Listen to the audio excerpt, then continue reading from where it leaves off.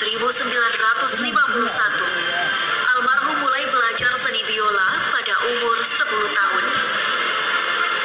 Semasa hidupnya, sudah banyak daerah-daerah yang almarhum kunjungi, seperti Inggris, Amerika, Belanda, Malaysia, dan umumnya Indonesia.